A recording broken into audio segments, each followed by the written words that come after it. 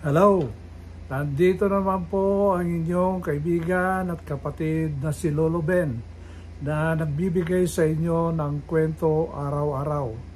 Unang-una sa lahat, magandang araw po sa inyong lahat. Ngayong araw na ito ay naisip kong magbigay ng reaksyon tungkol dito sa nangyayari kay Doc Willie Ong. Si Dr. Willie Ong, kung alam niyo, siya po ay sikat na isang doktor na siya po ay may programa sa telebisyon at sa mga radio. At siya po ay nagbibigay ng mga advice at paliwanag tungkol sa mga iba't ibang uri ng sakit ng katawan at kung paano natin panatilihin ang isang malusog na katawan. At ngayon po, 2 weeks ago, 2 linggo po nakalipas, pinabalita niya sa kanyang YouTube channel na siya po ay may sakit at sinabi niya na meron siyang cancer at ito'y cancer na ito ay nakatago at nasa kanyang spinal column at itong cancer na ito ay inaapektuhan yung nerves ng ating katawan at ito po ay naiipit yung nerves, naiipit yung kanyang mga vital organs kagaya ng kidney, yung puso, yung lungs, at sa mga internal organs to the point na hindi na siya nakakakain, hindi siya nakakalunok, at siya ngayon ay nag-undergo ng chemotherapy. Alam niyo, yung sinabi niya sa kanyang YouTube channel, ang sabi niya, ang dahilan daw kung bakit siya nagkasakit ay itong mga natatanggap niyang mga bash or ito yung mga comments na negative comments na nanggagaling sa kanyang mga followers or nagko-comment sa kanyang mga YouTube channel. At ito pong mga negative comments sa kanya ay nakakaapekto sa kanyang mental wellness.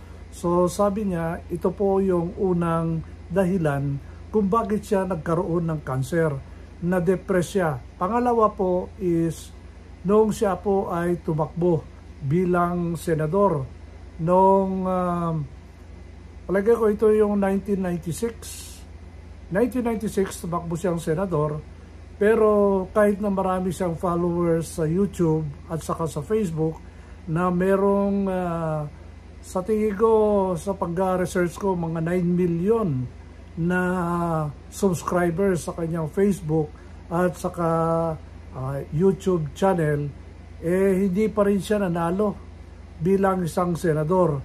At palagay ko yung frustration niya nung siya ay natalo as senator, yun po ang unti-unting naging dahilan kung bakit siya ay nagkaroon ng kanyang sakit. At siyempre, ito ay binibigyan niyang pangalawang reason. At hindi pa siya nakontento na natalo nung siya ay tumakbo bilang senador noong 1996. Noong 2022, tumakbo siya, kasama niya si Isko Moreno. Si Isko Moreno ay tumakbo bilang presidente at kinuha ni Isko Moreno si Doc Willie Ong na kanyang partner as vice president. Yun na nga, sabi niya, hindi siya hihingi ng donasyon sa kanyang mga supporters, hindi siya hihingi ng mga abuloy sa kanyang mga subscribers. Kaya minaintain niya yon, malinis na pagkumpanya. At saka sa kanyang sinabi at sa kanyang kwento, nakagastos lang sila ng 500,000 pesos dahil sa pagkampanya niya bilang isang magiging vice president. Pero natalo siya. Number 4 siya nung siya ay naging tumakbo as bilang vice presidente. Nung siya naman ay tumakbo ng senador, sa tingin ko number 17 or number 18. So kahit na meron siyang 9 million na subscribers sa Facebook at saka YouTube channel, ito po ay hindi nahuhulugan na pwede mong i-transform ito na boto. Kasi kung lahat sana ay bumoto ng 9 million, sana nanalo siya bilang isang senador o bilang isang vice president. Pero sa Win Palad, hindi siya nanalo ng vice presidente at doon lalong nagkaroon siya ng palagay ko sa tingin ko depression. Kahit sabihin mo na siya ay araw-araw nagbibigay ng payo tungkol sa kalusugan ng isang tao o tayo, at nagbibigay din siya ng mga charity works at mga iba't ibang magandang gawain sa iba't ibang tao na libre. Talagang mabait talaga si Doc Willie Ong. Pero sa nangyari sa kanya, nagkaroon siya ng sarcoma. Ito ay isang uri ng cancer. At dito sa YouTube channel ni Doc Alvin, nag-react siya at binigyan niya ng liwanag yung mga sinabi ni Doc Willie Ong sa kanyang YouTube channel. At ito ay nag-confirm na talaga yung sakit ni Doc Willie Ong ay isang malalang sakit na cancer. Pero hindi pa rin nawawalan ng pag-asa si Doc Willie Ong kasi alam niya, doktor siya, at ngayon siya ay nag-undergo ng chemotherapy. At alam naman natin na yun ay isang paraan o solusyon para masugpo itong cancer. At bago ako nandito para magsalita tungkol kay Doc Willie Ong, nag-research ako tungkol sa kanya at doon sa mga YouTube channel creators, nalaman ko na maraming naghatid ng pakikiramay o support sa kanya. Isa na ito si Mayor Isko Moreno, na siya ay naging partner at sa larangan ng politika, at nagkita sila at binisita ni Mayor Moreno at nagkausap sila at maayos naman. At meron pang isang YouTube content na nakita ko na si dating President Rodrigo Duterte ay nagbibigay din ng suporta sa kanya. At maraming tao at saka mga artista na nagbibigay sa kanya. Siyempre, pinutakte naman siya ng mga vloggers kasi alam mo naman, itong mga vloggers, siyempre kasama na rin ako doon, binibigyan nila ng importansya at kung ano-anong balita tungkol kay Doc Willie Ong. Meron pa nga nagsasabi na si Doc Willie Ong patay na at pati si President BBM ay nakikiramay sa kanyang paglisan. Kung ano-anong mga balita para lang magkaroon ng traction or views ng kanilang mga YouTube content.